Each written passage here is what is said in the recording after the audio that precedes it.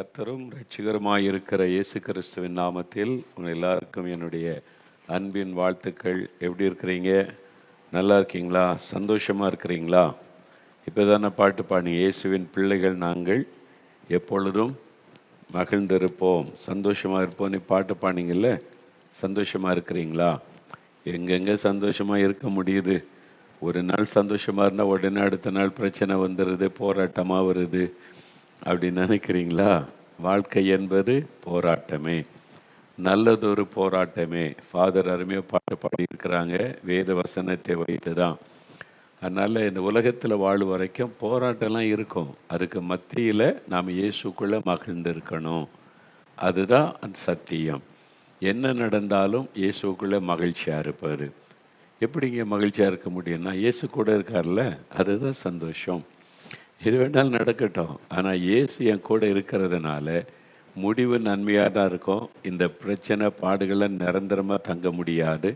இதெல்லாம் மாற்றுகிற ஒரு ஆண்டவர் என்னோடு இருக்கிறார். அந்த ஒரு சந்தோஷம் நமக்குள்ளே இருக்கணும். அப்போ நீங்கள் எப்பவுமே சந்தோஷமாக இருக்கணும்னு தான் ஆண்டவர் விரும்புகிறார். சிலர் எப்பவும் துக்கமாகவே இருப்பாங்க, சோக முகத்தோடே இருப்பாங்க. அப்படி இருக்கிறீங்களா? நீங்கள் எப்பவும் துக்க முகத்தோட அப்படியே வருத்தத்தை உள்ளத்தில் சுமந்து கொண்டு, இயேசு கிறிஸ்து என்ன சொல்லுகிறார்? நீங்கள் ஒன்றுக்கும் கவலைப்படாமல் எல்லாவற்றையும் தேவனுக்கு ஜெபத்தில் தெரியப்படுத்துங்கள். அப்பொழுது எல்லா புத்திக்கும் மேலான தேவ சமாதானம் உங்களுடைய இருதயத்தை ஆட்கொள்ளும். அவருக்கு தெரியப்படுத்திடுங்க. ஆண்டவர், இதுதான் என்னுடைய பிரச்சனை, இந்த மாதிரி ஒரு பிரச்சனை வந்திருக்குது, என்ன பண்ணுன்னு தெரியல, இந்த மாதிரி ஒரு போராட்டம் வேலை இடத்துல இருக்குது, பிஸ்னஸில் இருக்குது, குடும்பத்தில் வருது, உங்கள்கிட்ட சொல்லிட்டேன், நீங்கள் பார்த்துக்கிடுங்க அப்படின்னு அவர்கிட்ட விட்டுருங்க. அப்போ நீங்கள் எப்பவுமே சந்தோஷமாக இருக்கலாம். அதனால் கிறிஸ்துவ வாழ்க்கை என்பது பாடுகள், உபத்திரவு, நெருக்கங்களுக்கு மத்தியிலும் இயேசுக்குள்ளே மகிழ்ந்து இருப்பார். அந்த இயேசு கிறிஸ்து உங்களோடு கூட இன்றைக்கி இருக்கிறார். பயப்படாதுங்க. இன்றைக்கி உங்களுக்கு ஒரு அற்புதம் செய்வார். அதுக்கு தான் ஆண்டவர் இந்த நிகழ்ச்சியை பார்க்கும்படிக்கு தேவன் உங்களுக்கு கிருபை செய்திருக்கிறார். தற்செயலாக இந்த நிகழ்ச்சியை பார்த்து கொண்டு இருக்கலாம், யாரோ ஒருத்தர் சொன்னதுனால பார்த்து கொண்டு இருக்கலாம், ஆஸ்பத்திரியில் உட்காந்து பார்த்து கொண்டு இருக்கலாம், ட்ராவலில் செல்ஃபோனில் பார்த்து கொண்டு இருக்கலாம். நீங்கள் எந்த இடத்துலேருந்து பார்த்து கொண்டு இருந்தாலும் இப்போ இயேசு உங்கள் பக்கத்தில் இருந்து அவர் உங்களை பார்த்து கொண்டு இருக்கிறார். என் மகள், என் மகன் என்ன வேண்டிக் கொள்ளுவான், நான் அவனுக்கு அற்புதம் செய்யணும்னு அவர் உங்களை நோக்கி கொண்டு இருக்கிறார். அவர் உங்களை பார்த்து கொண்டு இருக்கிற ஒரு தேவன். அவருக்கு ஒரு பெயர் உண்டு, நீர் என்னை காண்கிற தேவன். அவர் நம்மை காண்கிற தேவன், உங்களை காண்கிற தேவன். அதனால் ஒன்றும் கவலைப்படாதுங்க, இதெல்லாம் ஆண்டு சரி பண்ணி நடத்தி தருவார். இன்றைக்கு ஒரு அற்புதம் நடக்கும். நம்ம இன்றைக்கி ஜெபிக்க போகிறோம்ல, பிறகு எதுக்கு பயப்படணும்? உங்களுக்கு என்ன காரியமோ அதுக்காக 5 நிமிடம் உங்களுக்கு டைம் கொடுக்கப்படும். அதில் ஜெபிச்சு அற்புதங்களை பெற்றுக்கொள்ளணும். சரியா? நிறைய ஆண்டவரை முதலாக இந்த நிகழ்ச்சியை பார்க்குறீங்களா? உங்களை விசேஷமாக நான் வாழ்த்தி வரவேற்கிறேன். நாங்கள் கிறிஸ்தவங்கெல்லாம் இல்லைங்க, மாதிரி சொன்னாங்க, பார்த்தா நல்லாயிருக்கும், ஆசீர்வாதமாக இருக்குன்னு சொன்னாங்க, அதனால் நாங்கள் பார்க்குறோம்னு சொன்னால், இயேசு கிறிஸ்துவுக்குரிய கடவுளே கிடையாது. அவர் எல்லாருக்கும் பொதுவானவர். அவர் தான் உங்களை சிருஷ்டித்தார், அவர் உங்களை நேசிக்கிறார். அதனால் நீங்கள் எந்த மதத்தை சார்ந்தவள் என்பது முக்கியம் அல்ல. இயேசுக்கு மதமும் கிடையாது, இனமும் கிடையாது. எல்லாரையும் ஒரே மாதிரி நேசிக்கிற ஒரு ஆண்டவர். இயேசுவே எனக்கு உதவி செய்யுங்கன்னு அவருடைய பெயரை சொல்லி கூப்பிட்டிங்கன்னா, விசுவாசத்தோடு கூப்பிட்டு அற்புதம் செய்து விடுவார். கடந்த நாட்களில் நிறைய பேருக்கு ஆண்டவர் அற்புதம் செய்திருக்கிறார். அதெல்லாம் பார்க்கும்போது எனக்கே ரொம்ப ஆச்சரியமாக இருக்கிறது. நான் இதுவரைக்கும் இந்த மாதிரி அறிந்த இந்த 46 வருஷம் ஊழிய பாதையில் இதுவரை கண்டிராத அற்புதங்கள், அதிசயங்கள் இப்போது நடக்கிறதை நான் பார்க்கிறேன். பொதுவாக நாங்கள் கூட்டம் நடத்தி பிரசங்கம் பண்ணி வியாதிஸுக்காக ஜெபிப்போம், மக்களை பார்த்து ஜெபிப்போம், அற்புதம் நடக்கிறத பார்த்துருக்கிறேன். சிலர் ஜெபிக்க வருவாங்க, அவங்க மேலே கை வைத்து ஜெபிப்போம், அப்போ விடுதலை பெறுவதை பார்த்துருக்கிறேன். நான் இங்கே கேமராவுக்கு முன்னால் இருந்து உங்களை பார்த்து பேசுகிறேன். நீங்கள் வீட்டில் இருக்கிறீங்க, எங்கே சென்னையில் இருக்கிறீங்க, மதுரையில் இருக்கீங்க, பாண்டிச்சேரியில், மைசூரில் இருக்கீங்க, இலங்கையில், சிங்கப்பூரில், மலேசியாவில் இருக்கீங்க, ஆஸ்திரேலியாவில் இருக்கிறீங்க, வெளிதேசம் கடல் கடந்து இருக்கிறீங்க, ஆயிரக்கணக்கான மைலுக்கு அங்கேயும் இருக்கிறீங்க. ஆனால் அந்த ஜெபத்தை கேட்டே அற்புதம் செய்கிறார்ல. ஒரே டைமில் அங்கே ஆஸ்திரேலியாவுக்குள்ளும் தொடப்படுறாங்க, சென்னையில் இருக்கிறவங்களுக்கும் அற்புதம் நடக்கிறாரு, மதுரையில் இருக்கிறவங்களுக்கும் அற்புதம் நடக்கிறாரு. எப்படி இதெல்லாம் நடக்கிறது? கிரகிக்க முடியாத அதிசயங்களை செய்கிறவர் தான் கடவுள் என்கிற அற்புதமானவர். இயேசு கிறிஸ்து அற்புதமான ஒரு ஆண்டவர். அதனால் நீங்களும் விசுவாசத்தோடு ஜெபித்த அற்புதம் நடக்கும். சரி, நாம் இந்த நாட்களில் ஜெபத்தை குறித்ததான காரியங்களை தொடர்ச்சியாக தியானித்து கொண்டே வருகிறோம். அப்படி தானே? வின்சென்ட் செல்வகுமார் அவர்கள் கிறிஸ்தவ வாழ்க்கை புதிதாக இயேசுவை ஏற்றுக்கொண்டு வந்த பிறகு நாம் எப்படி வாழ வேண்டும், எது எதில் முக்கியத்துவம் நம்ம கொடுத்து கவனிக்க வேண்டும், வசனம் என்ன சொல்லுகிறது என்று போதிக்கப்படுகிறதுனால அநேகர் சத்தியத்தை அறிந்து கிறிஸ்துக்குள் பலனடைந்து வருகிறதை பார்க்க முடிகிறது. நாம் ஜெபத்தை பற்றி தான ஒரு சின்ன புஸ்தகம், அதில் எழுதப்பட்ட ஜெபத்துக்கான சத்தியங்களை வைத்து தொடர்ச்சியாக தியானித்து கொண்டு வந்தோம். இப்போ கடைசி சாப்டருக்கு நம்ம வந்துட்டோம்.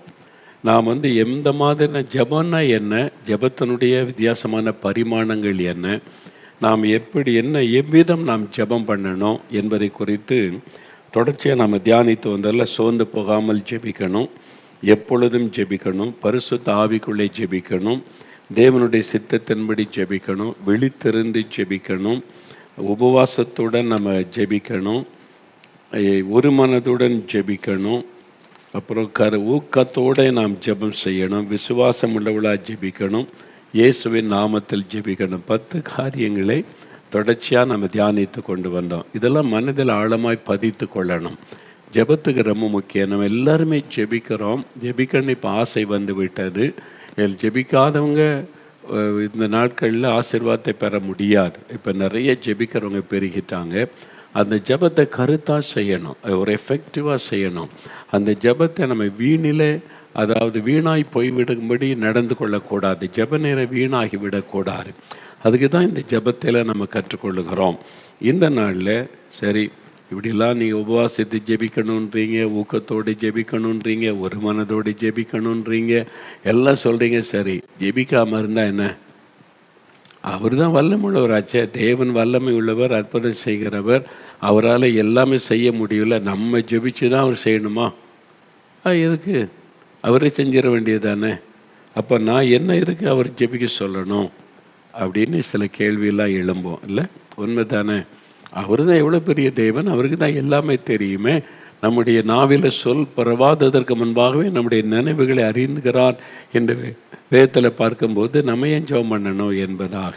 அப்படி இல்லை, ஆண்டவர் இயேசுவே சொல்கிறாரு, கேளுங்கள் அப்பொழுது உங்களுக்கு கொடுக்கப்படும், ஆபத்து காலத்தில் நோக்கி கூப்பிடு, நான் உனக்கு விடுதலை தருவேன். அவரே ஜெபிக்க சொல்லியிருக்கிறார். ஜெபிக்கான மாடலை மாதிரி ஜெபத்தை காண்பித்திருக்கிறார். ஜெபிக்க வேண்டும் என்பதை இயேசு நம்ம கற்றுக் கொடுத்திருக்கிறார். அதனால் அந்த ஜெபம் ரொம்ப முக்கியம். நம்ம கட்டாயம் ஜெபிக்க வேண்டும். சரி, நாம் ஏன் ஜெபிக்கணுன்றதற்கு கடைசி ஒரு 3 காரியம் தான் தியானிக்க போகிறோம். இன்றைக்கு ஒரு வசனத்தை நம்ம பார்க்க போகிறோம்.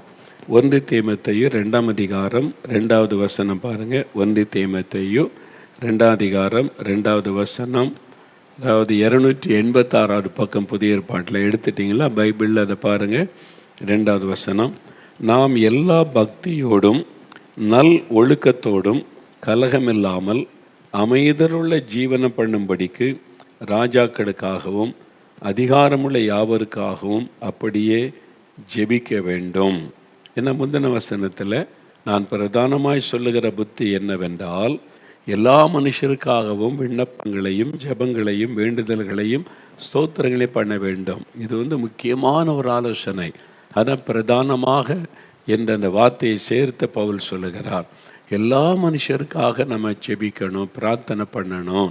சுயநலமாக நமக்கு மாத்திரமே ஜெபம் பண்ணி கொண்டு இருக்கக்கூடாது. அப்போ எல்லாருக்காக ஜெபிக்கணும். அப்படின்னா உங்கள் தெருவில் இருக்கிறவங்க, உங்கள் கிராமத்தில் இருக்கிறவங்க, உங்கள் கூட வேலை பார்க்குறவங்க, கூட படிக்கிறவங்க, கூட பழகினவங்க, சொந்தக்காரங்க, நண்பர்கள், இப்படி நிறைய பேரோட நமக்கு பழக்கம் இருக்குதில்ல.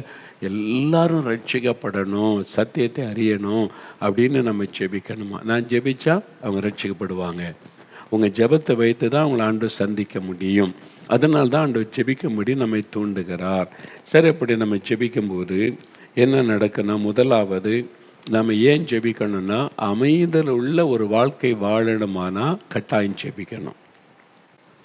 நம்ம வசிக்கிற இடத்துல அமைதலுள்ள ஒரு வாழ்க்கை வாழறதுக்கு, கிராமமாக இருக்கலாம், பட்டணமாக இருக்கலாம், அல்லது வெளிநாட்டில் போய் வேலை நிமித்தம் போய் சேர்ந்தாங்க, வாடகை வீட்லையோ இல்லை சொந்த வீடோ வாங்கி கூட குடியேறி இருக்கலாம். அந்த இடத்துல நான் நிம்மதியாக இருக்கணும், நான் இருக்கிற இடத்துல நிம்மதியாக இருக்கணும். அதாவது ஒரு அமைதலுள்ள ஒரு வாழ்க்கை. கச்சாமச்சானி சண்டை சச்சரவு இது மாதிரிலாம் இருக்கக்கூடாது. தீ கொளுத்துறது, அடிக்கிறது, பெருக்கிறதெல்லாம் இருக்கக்கூடாது. அமைதியாக ஒரு காமாக இருக்கணும். அவர் அமைதலுள்ள ஒரு வாழ்க்கை நான் வாழணும் அப்படின்னு சொன்னால் ஜெபிக்கணும். அதான் வசனம் சொல்கிறாரு, நாம் எல்லா பக்தியோடும் நல் ஒழுக்கத்தோடும் கலகம் இல்லாமல் அமைதலுள்ள வாழ்க்கை வாழும்படிக்கு நீங்கள் ஜெபிக்கணும் அப்படின்னு சொல்லப்பட்டிருக்கிறார். அப்போ நம்ம ஜெபம் பண்ணினால்தான் அமைதலுள்ள சூழ்நிலை நம்ம இருக்கிற இடத்துல உண்டாகும். அதான் அதுக்கு அர்த்தம். அப்போ நம்ம ஜெபிக்க ஜெபிக்க ஜெபிக்க நீங்கள் வசிக்கிற இடத்துல, இருக்கிற இடத்துல, வேலை செய்கிற இடத்துல ஒரு நல்ல ஒரு சூழ்நிலை, அமைதலான ஒரு வாழ்க்கை வாழும்படியான சூழ்நிலை உருவாகும்.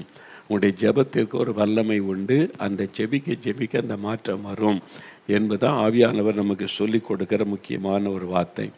இதில் ஒரு காரியம் கவனிங்க. எரேமியா 29 அதிகாரம் 7வது வசனம் பாருங்கள். எரேமியா 29 அதிகாரம் 7ஆம் வசனம். இன்றைக்கி நான் பல வெளிநாடுகளுக்கு போயிருந்தேன்ல. இப்போ இங்கே ஆஸ்திரேலியா, நியூசிலாந்து, அது மாதிரி தேசங்களுக்கெல்லாம் போயிருந்த போது நம்ம நாட்டிலேருந்து போய் அங்கே வேலை செய்கிறவங்க, அங்கே நல்லா வசதியாக இருக்கிறவங்களாம் இருக்கிறாங்க.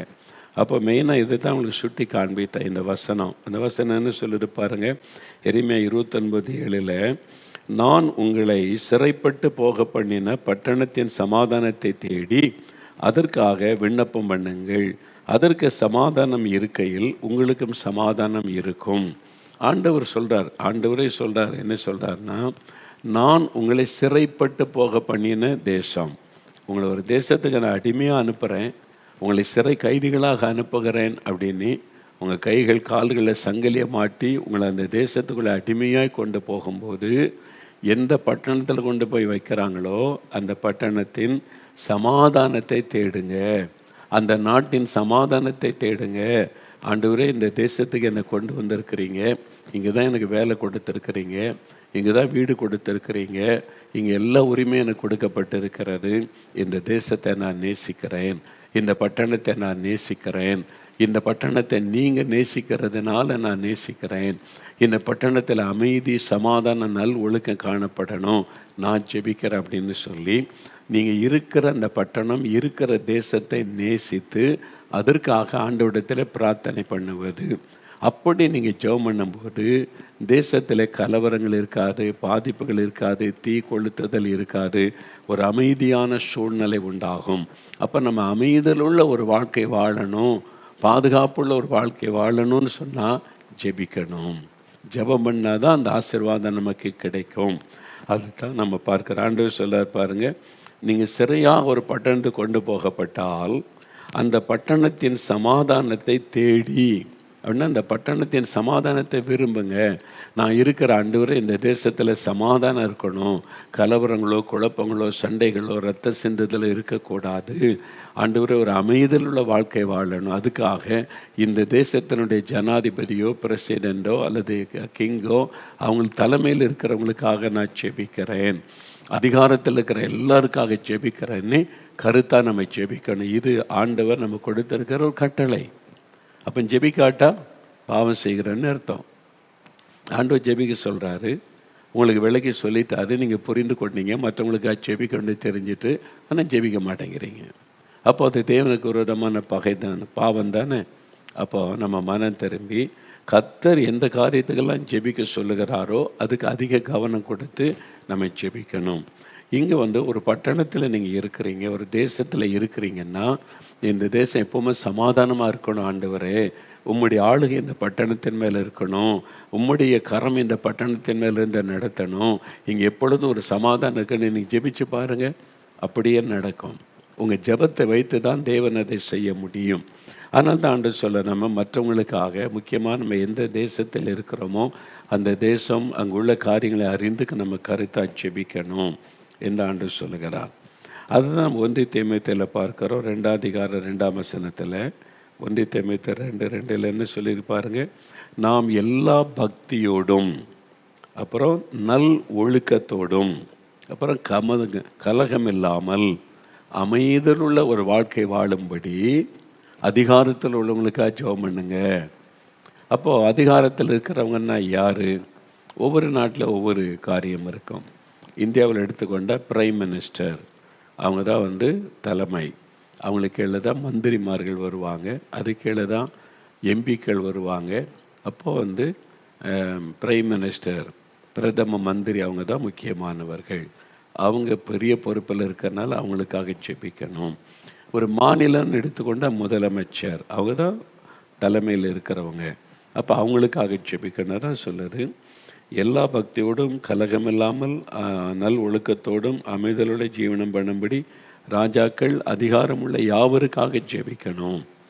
அப்போது சில தேசத்தில் ராஜாக்கள் ஆட்சி இப்போவும் இருக்குது. சில தேசத்தில் கிங் அப்படி சொல்லுவாங்க, அப்படி இருக்கிறாங்க. சிலருக்கு சில தேசத்தில் பவர் கிடையாது, ஒரு மரியாதை நிமித்தம் வச்சுருக்காங்க. இங்கிலாந்து தேசத்தில் வச்சுருக்கிறாங்க, மலேசியாவில் வச்சுருக்கிறாங்க. அப்படி பல தேசங்களில், சவுதி அரேபியாவில் கிங்குன்னு தான் சொல்லுவாங்க, அரபு நாடுகளில் கிங் அப்படி சொல்லுவாங்க. சிலர் அதில் மரியாதை நிமித்தம் அவங்களுக்கு பொறுப்பு கொடுத்து வச்சுருப்பாங்க. சிலர் அப்படி இல்லை, நல்ல ஞானமாக செயல்பட்டு தேசத்தை நல்லா நிர்வாகம் பண்ணி நடத்துவாங்க. அப்போ ஒரு தேசத்தில் அமைதி, சமாதானம், நல் ஒழுக்கம், இதுதான் நம்ம அறியணும். அமைதி, சமாதானம், நல் ஒழுக்கம். ஒரு தலைவர் பண்ணுற மிஸ்டேக்கு ஒரு தேசத்தில் கலவரத்தை கொண்டு வந்துவிடும். ஒரு தலைவர் செய்கிற தவறான ஒரு காரியம் அல்லது மக்கள் மத்தியில் அவர் பேசுகிற தவறான வார்த்தை ஒரு சமாதானத்தை கெடுத்து கலவரத்தை கொண்டு வந்துடும். அப்போது ஆளுகிறவர்கள், அந்த அதிகாரத்தில் இருக்கிறவங்க மேலே கர்த்தருடைய கரம் இருந்து ஆளுகை செய்யணும். அவங்க சுயமாக எதையும் பேசி செய்து தேசத்தில் குழப்பத்தை உண்டாக்கிடக்கூடாது. ஆண்டவர் ஆளுகை செய்து அவங்களை இங்கே தேசத்தின் நன்மைக்காக பயன்படுத்துங்க அப்படின்னு நம்ம ஆளுகிறவங்களுக்காக ஜெபிக்கணும். அதான் வசனம் சொல்லுது, எல்லா பக்தியோடும் நல் ஒழுக்கத்தோடும். ஒரு ஒழுக்கம், நீ ஒழுக்கக்கேடான காரியங்கள் எல்லா தேசத்திலையும் பெருகுகிறதில்ல. பாருங்கள், போதை பொருட்கள் தாராளமாய் நாடுகளுக்குள்ளே உலாவுகிறது. தமிழ்நாட்டில் நிறைய பிடிக்கிறாங்க. போதை இல்லாத ஒரு மாநிலமாக மாற்றுவோன்னே தமிழக முதல்வர் அறிவிக்கிறான். கேட்க ரொம்ப சந்தோஷம். அதுக்காக நம்ம ஜெபிக்கிறோம். இந்த மாதிரி போதை பொருட்கள் இந்த தமிழ்நாட்டுக்குள்ளே வரக்கூடாது, இந்தியாவுக்குள்ளே வரக்கூடாதுன்னு ஜெபிக்கிறோம். அதே சமயத்தில் டாஸ்மாக் கடையில் கொடுக்குற சாராயமும் போதை தான். அதையும் நம்முடைய முதலமைச்சர் தீர்மானிக்கணும். அதுவும் போதை தானே. இது மாத்திரம் இல்லை, அதுவும் போதை. அது குடிச்சிட்டு ரோட்டில் விழுந்து கிடக்கிறவங்க, மனைவிக்கும் மற்ற வீட்டுக்காரங்களுக்கு வித்தியாசம் தெரியாதவங்க, அடிக்கிறவங்க, இதெல்லாம் நம்ம பார்க்குறோமே. அப்போ ஒழுக்கக்கேடான காரியம் எதனால் வருது? மதுபானத்தினால. ஒழுக்கக்கேடான நிறைய சம்பவத்து காரணம் பேப்பரில் பார்க்குறல, குடிச்சிருந்தான் குடி. அந்த குடியின் நிமித்தமாக, மதுபானத்தின் நிமித்தமாய் ஒழுக்கக்கேடுகள் தேசத்தில் பெருகி கொண்டு இருக்கிறது. போதை வஸ்துகளினாலே ஒழுக்கக்கேடுகள் பெருகி கொண்டு இருக்கிறது. அது தேசத்தினுடைய ஆசீர்வாதத்தை பாதிக்கும், சாபக்கேட்டை கொண்டு வந்துவிடும். இதெல்லாம் நம்ம பல தேசங்களை பார்க்குறோம், நம்முடைய நாடுகளில் நம்ம பார்க்குறோம்ல. அதனால தான் வசனம்னு சொல்லுதுன்னா, நீ எந்த தேசத்தில் இருக்கிறியோ அந்த தேசத்தை முதல்ல நேசி, அந்த பட்டணத்தை நேசி, அந்த தேசத்தை ஆள்றவங்களே நேசிக்காமல் ஜெபிக்க முடியாது. அவங்க மேலே அன்பு இல்லாமல் கசப்போடு ஜெபிச்சிங்கன்னா அந்த ஜெபம் கேட்கப்படாது. அப்போ நீங்கள் எந்த தேசத்தில் இருக்கீங்களோ அந்த தேசத்தை முதலாவது முழு இருதயத்தோடு நேசிக்கணும். அங்கே ஆளுகையில் இருக்கிறவங்கள நேசிக்கணும். அரசியல்வாதிகளைப் போல் நம்ம நடந்து கொள்ளக்கூடாது. திட்டுறது, பேசுகிறது, மரியாதை குறைவாய் பேசுவது, இதெல்லாம் நம்ம செய்யக்கூடாது. நாம் கர்த்தருடைய பிள்ளைகள், இயேசுடைய பார்வை தான் நமக்குள்ளே இருக்கணும். அதனால் தேசத்தை ஆளும்படி தேவன் ஏற்படுத்தி வைத்திருக்கிற அந்த தலைமையில் இருக்கிறவர்கள், அதிகாரத்தில் இருக்கிறவர்களுக்காக தினமும் நம்ம ஜெபிக்கணும். அதான் முக்கியம். தினமும் கருத்தாக ஜெபிக்கணும். அப்போது நம்ம அமைதலுள்ள ஒரு வாழ்க்கை வாழ முடியும். அதுக்காகவே நம்ம கட்டாயம் ஜெபிக்கணும் என்பதாக ஆண்டோடைய வார்த்தை சொல்லுதில்லை. நீ ஜெபிச்சா பட்டணத்தில், தேசத்தில் அமைதி வரும், மாற்றம் வரும். பாருங்கள், இந்த எழுப்புதல் வந்த சமயங்களில் எந்தெந்த பட்டணத்தில், தேசத்தில் எழுப்புதல் வந்ததோ அங்கெல்லாம் ஒழுக்கக்கேடான காரியெல்லாம் அப்புறப்படுத்தப்பட்டது. ஆமாம், வேல்ஸ் தேசத்தில் எழுப்புதல் வந்தபோது மதுபான கடைகள் மூடப்பட்டது, நடன கிளப்புகளெல்லாம் மூடப்பட்டு விட்டது. ஒழுக்கக்கேடான காரியம், பாவம் செய்வதற்கு ஏற்றதான காரியம் எல்லாம் க்ளோஸ் பண்ணப்பட்டது. ஏன்னா அங்கே இப்போ யாரும் போகிறதில்லை, எல்லாம் மூடப்பட்டு விட்டது. அப்போது ஒரு தேசத்தில் நல் ஒழுக்கமும் அமைதி காணப்படுவதற்கு ஆளுகிற அதிகாரத்தில் உள்ளவங்க முக்கியம். அவங்க மேலே கர்த்தர் ஆளுகை செய்து கர்த்தர் அவங்களை பயன்படுத்த நம்ம கருத்தாக செபிக்கணும் என்று தான் ஆண்டவருடைய வார்த்தை சொல்லுகிறது. அப்போ அதை கவனம் செலுத்தணும். ஏன்னா இந்த மாதிரி நீங்கள் ஒரு தேசத்தில் போய் குடியிருக்கிறீங்க, கனடாவில், அமெரிக்காவில் அல்லது ஐரோப்பா நாடுகளில், வளைகுடா நாடுகளில். உங்களுக்கு ஒரு நல்ல வேலை, நல்ல சம்பளம் கொடுக்குறாங்க. அவங்களுக்கு வீடு இல்லாமல் ரோட்டில் இருக்கிறீங்க, வீடு வாடகைக்கு எடுத்துக்கொள்ளலாம். சொந்தமாக அவங்க வசதி வாங்கி கொள்ளலாம். வீடு, காரு, எல்லா வசதியும் நீங்கள் அங்கே அனுபவிக்கலாம். அந்த தேசத்தின் மக்களை போல எல்லாமே நீங்கள் அனுபவிக்க முடியும். அந்த சுதந்திரமெல்லாம் உங்களுக்கு கொடுக்கப்பட்டு இருக்கிறாரு. ஏன் ஆண்டவர் அந்த நாட்டுக்கு உங்களை கொண்டு வந்தார்? யோசிங்க. எதுக்கு இந்த தேசம்? இல்லை, எனக்கு வேலை இங்கே கிடச்சிது, நல்ல சம்பளம் இல்லாதனால. அதே வேலையை நல்ல சம்பளத்தோட இந்தியாவில் ஆண்டவர் உங்களுக்கு தர முடியாதா? முடியும். இப்போ ஏன் நீங்கள் இன்னொரு தேசத்தில் போய் அங்கே குடி இருக்கிறீங்க, க்ரீன் கார்டு கிடைக்கணும்னு ஜெபிக்கிறீங்க, அதோடு கூட இங்கே இந்த நாட்டில் குடியுரிமை கிடைக்கணும் அப்படின்னு ஜெபிக்கிறீங்க? தப்பு கிடையாது. ஏன் ஜெபிக்கிறீங்க? ஏன் அப்படின்னு யோசிங்கன்னு தான் சொல்லுகிறேன். அதெல்லாம் தேவைதான், அவசியம் தான். க்ரீன் கார்டு, அது மாதிரி அந்த நாட்டில் இருக்கிற பிஆர் கிடைக்கணும், அல்லது நீங்கள் அந்த தேசத்தின் குடியுரிமை கிடைக்கணும், நல்லது. அது தப்புலாம் கிடையாது. அப்போ இதில் கவனம் செலுத்தும் போது அந்த தேசத்தை நீங்கள் நேசிக்கணும்ல. நீங்கள் இருக்கிற தேசத்தை நேசிக்கிறீங்களா? சிலர் அந்த தேசத்தில் உட்காந்துக்கிட்டு அந்த தேசத்தை முறுமுறுத்துக்கிட்டே இருப்பாங்க. என்ன தேசம் இது, இவங்க இப்படி பண்ணுறாங்க, ஆள்றவங்க இப்படி பண்ணுறாங்கன்னு முறுமுறுத்து கொண்டே இருப்பாங்க. அப்படி இல்லை, நேசிக்கணும். அந்த தேசத்தை, அந்த பட்டணத்தை நேசித்து ஜெபிக்கணும். வெறுமனை நேசிக்கிறேன்னு சொன்னால் போதாது, ஜெபிக்கணும்.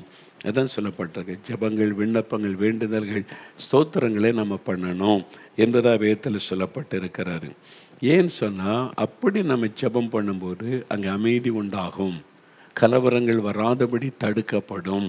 அங்கே மத பிரச்சனை, ஜாதி பிரச்சனை, மொழி பிரச்சனை வராதபடி ஒரு அமைதியான சூழ்நிலை உண்டாகும். ஏன்னா அந்த பட்டணம் அமைதியாக இருந்தால் தான் நம்ம அமைதியாக இருக்க முடியும்.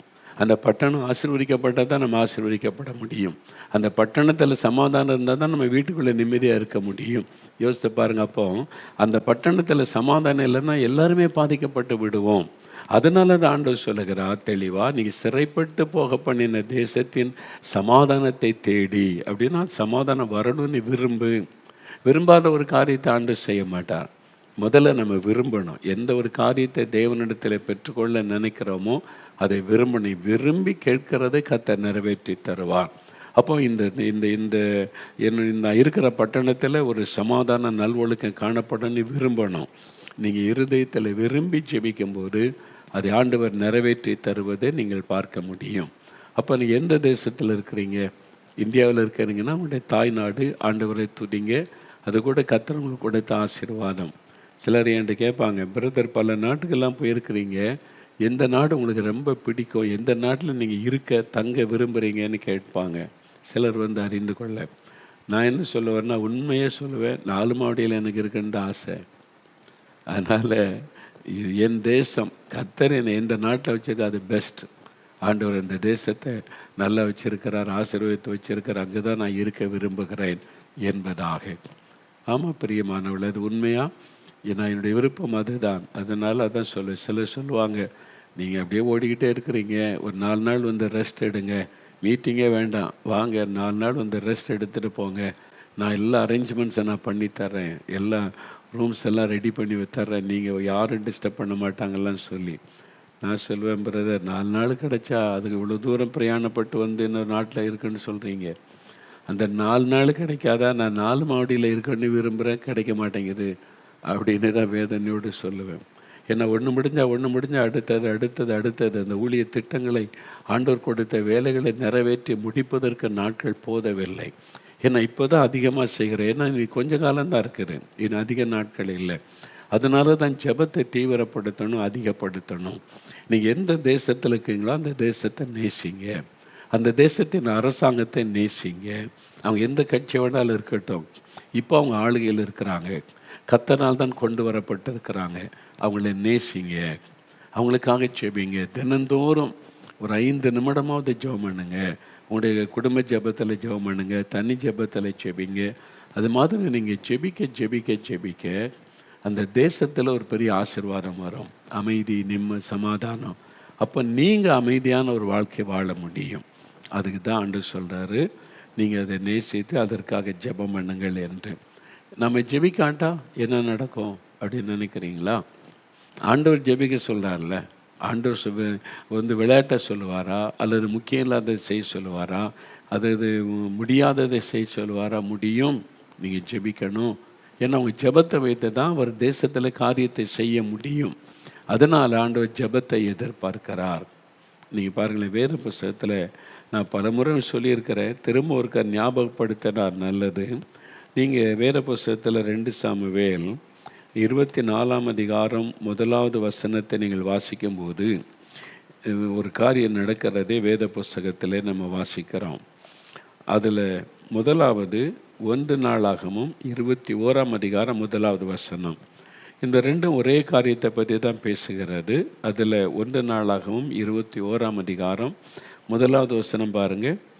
சாத்தான் இஸ்ரவேலுக்கு விரோதமாக எழும்பி இஸ்ரவேலை தொகையிடுவதற்கு தாவீதை ஏவி விட்டது. சாத்தான் பார்த்தீங்களா, சும்மா ஒரு தேசத்துக்கு விரோதமாக எழும்புவான், ஒரு பட்டணத்துக்கு விரோதமாக எழும்புவான். இதுதான் நீங்கள் அறிந்து கொள்ளணும். ஒரு தேசத்துக்கு விரோதமாக சாத்தான் எழும்பி, பார்த்தீங்களா, இஸ்ரவேலருக்கு அவங்க தேவனுடைய பிள்ளைகள் அழைக்கப்பட்டிருக்கிறாங்க, அவங்க வந்து ரொம்ப சந்தோஷமாக இருக்காங்க, அவங்களுக்குள்ள அறிவை கொண்டு வரணும், அவங்களுக்குள்ள ஒரு பாதிப்பை கொண்டு வரணும், அவங்க சந்தோஷமாக இருக்க விடக்கூடாது. இதுக்கு தான் சாத்தான் செயல்படுவான். அப்போ பாருங்கள், அவன் வந்து எழும்பி இஸ்ரவேலுக்கு விரோதமாக எழும்பி தாவீதை ஏவினானாம். சாத்தான் வந்து யாரை ஏவினா? தாவீதை. தாவீதை யார்? அபிஷேகம் பண்ணப்பட்டவர். பாருங்கள், இன்பமாய் சங்கீதங்களை பாடி ஆண்டவரை துதித்தவர், எப்போதும் கர்த்தருடைய பிரசன்னத்தில் துதித்து கொண்டே இருக்கிறவர். அந்த தாவீதை, தேவனால் தெரிந்து கொள்ளப்பட்ட அபிஷேகம் பண்ணப்பட்ட தாவீதை சாத்தான் பயன்படுத்தி ஒரு தேசத்திலே சாபத்தையும் அழிவையும் கொண்டு வந்து விட்டான். எல்லாம் அறிந்து கொள்ளுங்க. அதனால தான் ஆண்டவர் சொல்றார், ஜெபம் பண்ணுங்க.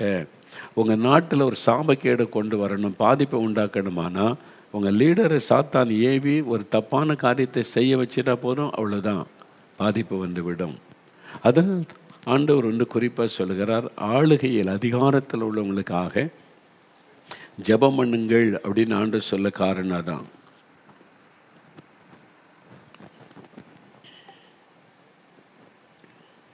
ஒரு சமயம் நான் வந்து கனடா தேசத்துக்கு போயிருந்தப்போ அங்குள்ள தேவ பிள்ளைகள் வந்து சொன்ன வேதனையோட, இந்த மாநிலத்தில் பிரீமியர் அப்படின்னு நம்ம அங்கே வந்து சீஃப் மினிஸ்டர்னு சொல்கிறோம்ல, முதலமைச்சர், அது வந்து பிரீமியர் அப்படின்னு சொல்லுவாங்க. முதலமைச்சராக ஒரு லேடி அவங்க இருக்கிறாங்க.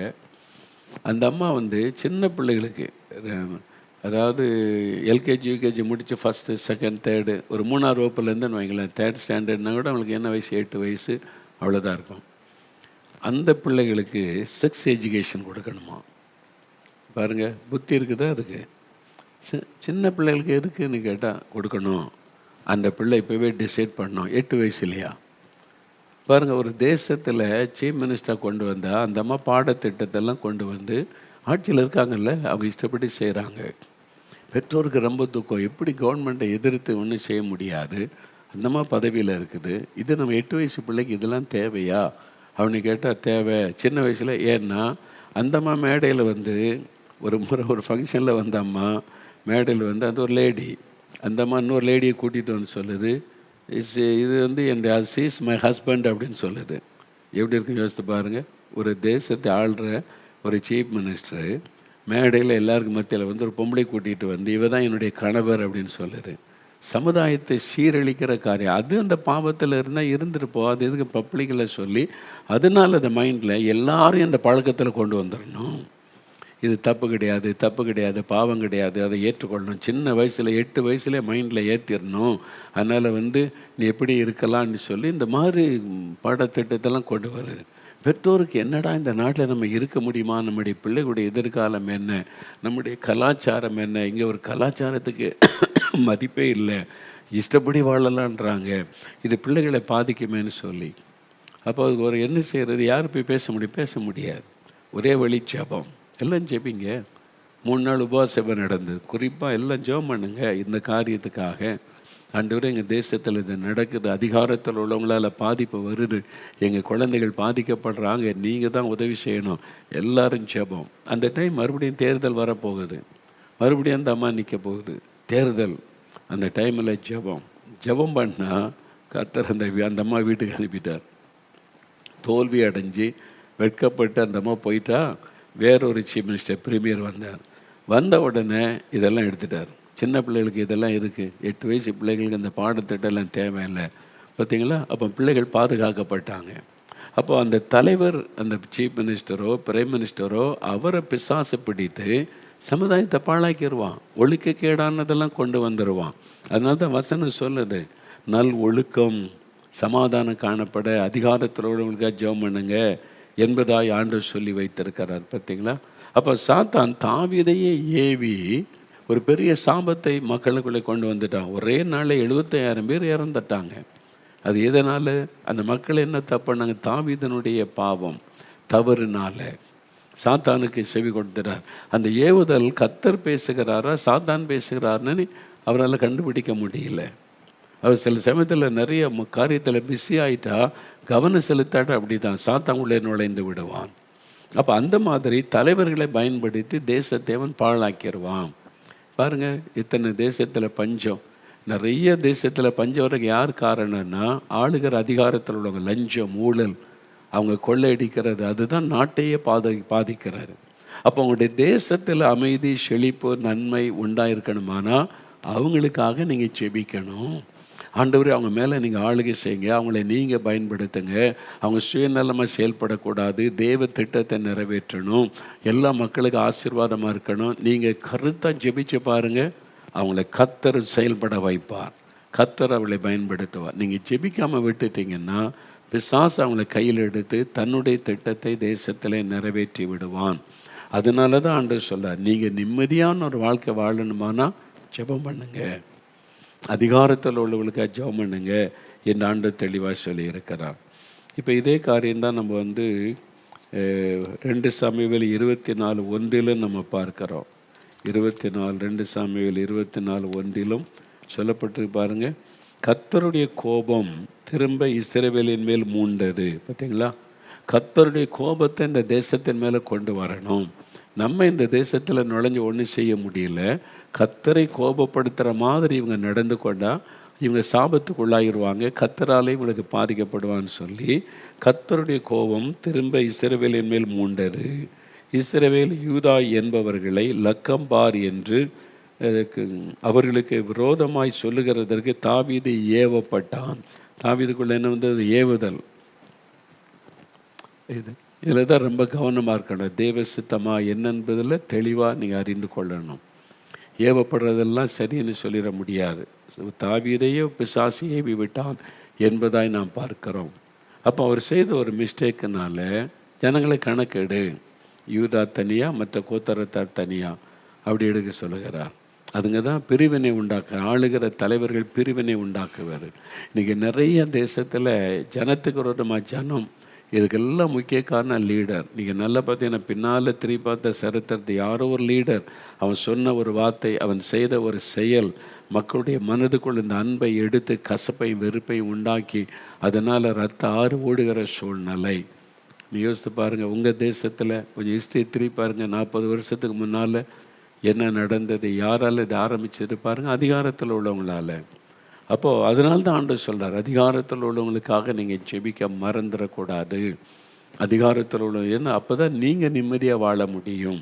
அப்போ கருத்தாக பாரம் எடுத்து அவங்களுக்காக ஜெபிக்கணும். முதல்ல அவங்களுக்காக ஆண்டவரை துதிக்கணும். எங்களுக்கு நல்ல பிரதமர், ஜனாதிபதி, அமைச்சர்களை தந்ததற்காக ஸ்தோத்திர ஆண்டவரே அப்படின்னு சொல்லி நல்ல ஸ்தோத்திரம் பண்ணிவிட்டு அவங்க மேலே நீங்கள் ஆளுகை செய்யுங்க, அவங்கள நீங்கள் பயன்படுத்துங்க.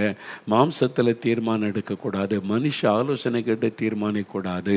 ஆவியானவரே அவங்களுக்கு நல்ல தீர்மானத்தை கொடுத்து எங்களுடைய தேசத்தில் ஒரு ஆசீர்வாதம் உண்டாகணும் அப்படின்னு நம்ம செபிக்கும்போது தேசத்தில் அட்மாஸ்பியர் மாறும், அந்த சூழ்நிலை மாறும். அப்போது நம்ம நிம்மதியாக சமாதானமாய் அங்கே குடியிருக்க முடியும். அதனால தான் நம்ம ஜெபிக்க வேண்டியதன் அவசியம் என்னென்னா, அப்போ தான் அமைதலுள்ள ஒரு சந்தோஷமான வாழ்க்கை வாழ முடியும். அதுக்கு நம்முடைய ஜெபம் அவசியம் என்பதை மறந்துடக்கூடாது. சரியா? அதனால் இந்த வசனத்தை நல்லா குறித்து வைத்து கொண்டு 1 தீமோத்தேயு 2 முதல் சில வசனங்கள். அப்போ எல்லா மனுஷருக்காக ஏன் ஜெபிக்க சொல்கிறாருன்னா 4ஆம் வசனம் பாருங்கள். 1 தீமோத்தேயு 2:4 எல்லா மனுஷரும் ரட்சிக்கப்படவும் சத்தியத்தை அறிகிற அறிவை அடையவும் அவர் சித்தமுள்ளவராக இருக்கிறார். அப்போ எல்லாருக்காக நம்ம ஜெபிக்கணும். ஏன்னு சொன்னால் எல்லாரும் ரட்சிக்கப்படணும். ஆண்டவர் அதை விரும்புகிறார். எல்லாரும், எல்லா பாஷைக்காரர்களும் வரணும், எல்லா இனத்தவரை ரட்சிக்கப்படணும், எல்லாரும் பரலோகத்துக்கு வரணும். அப்போ அவங்க ரட்சிக்கப்பட்டு அவங்க ஆயத்தமாகணும். அப்போ அதனால தான் நீங்கள் எல்லாருக்காக ஜெபம் பண்ணுங்க என்பதாய் ஆண்டவருடைய வார்த்தை சொல்லுகிறார். அதனால் முதலாவது நாம் இருக்கிற இடத்துல, வேலை செய்கிற இடத்துல, வசிக்கிற இடத்துல, பிஸ்னஸ் செய்கிற இடத்துல ஒரு அமைதியான வாழ்க்கை.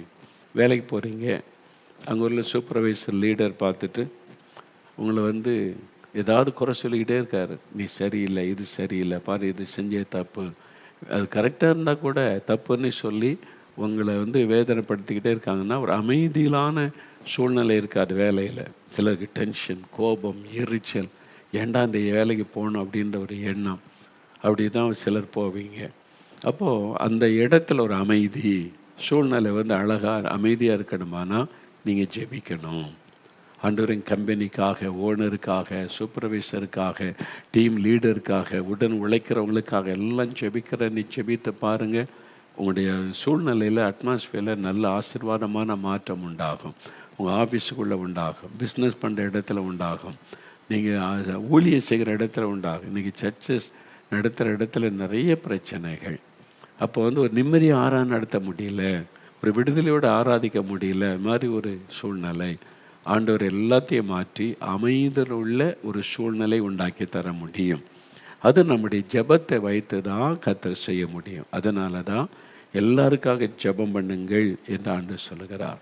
அப்போ அதற்கு நம்ம அர்ப்பணிக்கணும். ஆண்டவரே, நான் இருக்கிற இந்த தேசத்தை நான் நேசிப்பேன், இந்த தேசத்துக்காக ஜெபம் பண்ணுவேன், தேசத்தினுடைய ஆண்டவர் லீடருக்காக ஜெபிப்பேன், எங்கள் தேசத்தில் அமைதி சமாதானம் உண்டாக ஜெபிப்பேன்.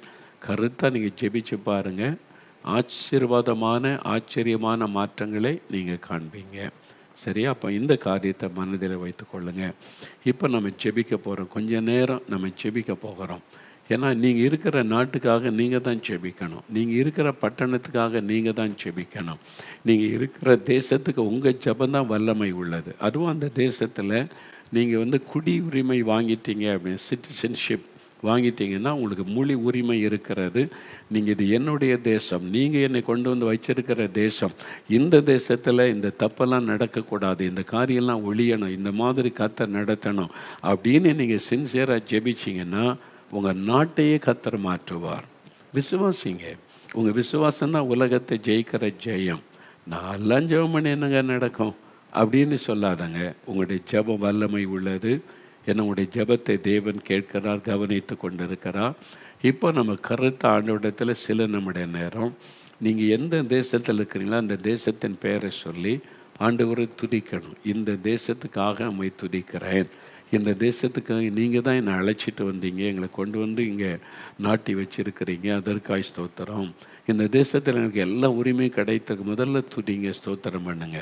அப்புறம் இந்த தேசத்தை ஆள்றவங்க, அவங்க மேலே நம்முடைய கரம் இருக்கட்டும், அவங்கள நீங்கள் பயன்படுத்துங்க, ஆசீர்வதிங்க. எங்கள் பட்டணத்தில் தேசத்தில் நன்மையான நல்ல காரியம் நடக்க அவங்கள பயன்படுத்துங்க அப்படின்னு சொல்லி கருத்தாக ஜெபிக்கணும். ஜெபிக்கலாமா? இப்போ கருத்தாக இப்போ ஜெபிக்கலாமா? நம்ம ஜெபிக்க போகிறோம். எல்லாம் அப்படியே வல்லதுக்காரம் வைத்துங்க. குட்டி பிள்ளைகள் கூட, ஆண்டவரே எங்கள் பிரைம் மினிஸ்டருக்காக ஜெபிக்கிறேன்னு சொல்லுங்கள், எங்கள் சீஃப் மினிஸ்டருக்காக ஜெபிக்கிறேன்னு சொல்லுங்கள். எல்லாம் அப்படியே கண்களை மூடுங்க, ஜெபம் பண்ணுங்க, பார்க்கலாம். ஜெபம் பண்ணுங்க. சில நம்முடைய நேரம் உங்கள் ஜெபத்தை வச்சு தான் தேவன் உங்கள் தேசத்தில் அமைதியை கட்டளையிட முடியும். அதனால் நீங்கள் அப்படியே சொல்லி ஜெபிங்க. கருத்தாக ஜெபம் பண்ணுங்க. ஆண்டவரே, இந்த தேசத்துக்காக உமக்கு ஸ்தோத்திரம், இந்த தேசத்தை ஆளுகிற லீடருக்காக ஸ்தோத்திரம், இந்த தேசத்தில் எங்களை கொண்டு வந்து நாட்டி வைத்திருக்கிற அன்பிற்காக ஸ்தோத்திரம். இப்பொழுதும் இந்த தேசத்தில் அமைதி, சமாதானம், நல் ஒழுக்கம் காணப்பட அதிகாரத்தில் இருக்கிறவங்களுக்காக நாங்கள் ஜெபிக்கிறோம். ஜெபிக்கிற வாய் திறந்து ஜெபம் பண்ணுங்க, கருத்தா ஜெபிங்க. ஸ்ரீலங்காவில் இருக்கிறவங்க, உங்கள் நாட்டில் புதிதாய் தேர்ந்தெடுக்கப்பட்ட தலைவருக்காக ஜெபம் பண்ணுங்க. மலேசியா, சிங்கப்பூர் அரசாங்கத்துக்காக ஜெபிங்க. கருத்தா ஜெபிங்க. இந்தோனேஷியா ஜெபம் பண்ணுங்க. மியான்மர் தேசத்தில் இராணுவ ஆட்சி நடக்கிற இருக்கிறது. கர்த்தர் ஒரு அமைதி சமாதானத்தை திரும்ப பண்ண ஜெபம் பண்ணுங்க. ஆஸ்திரேலியா, நியூசிலாந்து ஜெபம் பண்ணுங்க. தேசத்தை ஆள்றவங்களுக்காக ஜெபிங்க. குறிப்பாக தேசத்தை ஆளுகிற தலைவர்களை உம்முடைய கரத்தில் ஒப்பு கொடுத்து நான் ஜெபிக்கிறேன். உம்முடைய ரத்தத்துக்குள் ஒப்பு கொடுக்கிறேன். அவருடைய சிந்தனையில் ஆட்கொள்ளும். அவருடைய ஒவ்வொரு செயலை கர்த்தர் ஆட்கொண்டு நடத்தணும். ஜெபிங்க, கருத்தா ஜெபிங்க. இன்று முதல் உங்கள் நாட்டில் மாற்றம் வரும். ஆவியானவர் கொடுக்கிற ஒரு மாற்றத்தான செய்தியை கேள்விப்படுவீங்க. கருத்தா ஜெபம் பண்ணுங்க. ஆண்டவரே, நான் இருக்கிற இந்த தேசத்துக்காக ஜெபிக்கிறேன். எங்களுடைய பிரசிடெண்ட்டுக்காக ஜெபிக்கிறேன். என்னுடைய பிரைம் மினிஸ்டருக்காக ஜெபிக்கிறேன். அவருடைய குடும்பத்துக்காக ஜெபிக்கிறேன். உம்முடைய ரத்தத்தை தெளித்த நான் ஜெபிக்கிறேன். அவர்கள் மீது நீர் ஆளுகை செய்யணும். அவங்கள மீது உம்முடைய கரம் அமரணும். கர்த்தர் அவங்களுக்கு அந்த ஆவியானவர் ஆட்கொண்டு பயன்படுத்தணும். ஆண்டவரே, நீங்கள் ஆலோசனை கொடுத்து அவங்களை நடத்தணும். உம்முடைய ஆலோசனையின்படி நடக்கணும். சாத்தான் உள்ளே நுழையாதபடி, தவறான ஆலோசனை வராதபடி தடுத்து நிறுத்தி போடும். அதற்காக நாங்கள் ஒருமனப்பட்டு ஜெபிக்கிறோம். நான் ஜெபிக்கிறேன் இந்த தேசத்துக்காக. ஆண்டவரே, நீர் கிரியை செய்து அருளும். ஆண்டவரை ஜெபிங்க. அப்படி கருத்தா ஜெபிங்க. உங்களுடைய பிரசிடென்ட் அல்லது பிரைம் மினிஸ்டர் அல்லது மினிஸ்டர் கண்முன்னால் நிறுத்தி ஜெபிங்க. அவங்க மேலே ஆண்டவருடைய பிரசன்னம் இறங்கட்டும், வல்லமை இறங்கட்டும் என்று ஜெபிங்க. ஆண்டவர் இந்த ஜெபத்திற்கு பதில் கொடுத்து கொண்டு இருக்கிறார். நீங்கள் ஜெபிக்க ஆவிக்குரிய மாற்றம் உடைய தேசத்தில் வருகிறது. மியான்மர் தேசத்தில் மாற்றம் வருகிறது. மலேசியாவுக்குள்ள மாற்றம் வருகிறது. சிங்கப்பூருக்குள்ள மாற்றம் வருகிறது. இந்தோனேஷியாவில் மாற்றம் வருகிறது. நீங்கள் ஜெபிக்க ஒரு ஆவிக்குரிய மாற்றம், சூழ்நிலையில் ஒரு மாற்றம், ஆவியானவர் விடுதலையோடு இறங்கி கிரியை செய்வதற்கான மாற்றம், ஆளுகிறவர்கள் மேலே கர்த்தர் ஆளுகை செய்து நடத்துகிற வித மாற்றத்தை கொண்டு வரும். விடாதங்க, ஜெபம் கருத்தா நாங்கள் ஜெபிக்கிற ஆண்டவரே, நீங்கள் சொன்ன மாதிரி நாங்கள் அமைதலுள்ள வாழ்க்கை வாழணும். இந்த தேசத்தில் ஒரு அமைதியாக, சமாதானமாக, ஐக்கியமாக, மகிழ்ச்சியாக வாழணும். இந்த தேசத்தில் கலவரங்களோ, ரத்த சிந்துதலோ, குண்டு வெடிப்புகளோ இருக்கக்கூடாது. இந்த தேசத்தில் வறுமையோ, பஞ்சமோ, இந்த மாதிரி பொருளாதார பிரச்சனையோ, சரிவுகளோ இருக்கக்கூடாது. இந்த தேசம் ஆசீர்வதிக்கப்படணும். நான் இருக்கிற தேசம், நீர் என்னை கொண்டு வந்து வைத்திருக்கிற தேசம், நான் ஆசீர்வதித்தை ஜெபிக்கிறேன். அதிகாரத்தில் நீங்கள் கிரியை செய்யுங்க. ஆளுகிறவர்கள் மேலே நீங்கள் ஆளுகை செய்யுங்க. நன்மையான காரியம் நடக்கட்டும். தீமைகள் எல்லாம் ஒழியட்டும். எங்களுடைய தேசத்தின் நன்மைகளை திருடுகிற பிசாசின் வல்லமைகள் எல்லாம் அழியட்டும். உம்முடைய கரத்தில் ஒப்பு கொடுக்கிறேன் ஆண்டவரே. ஜெபிக்க உங்கள் நாட்டுக்குள்ள மாற்றம் வருகிறது. உங்கள் தேசத்தில் ஆசீர்வாதமான மாற்றம் வருகிறது. பாவங்கள் எல்லாம் ஒழிய பண்ண ஆண்டவரே. அசுத்த கிரியைகள் ஒழிய பண்ண ஆண்டவரே.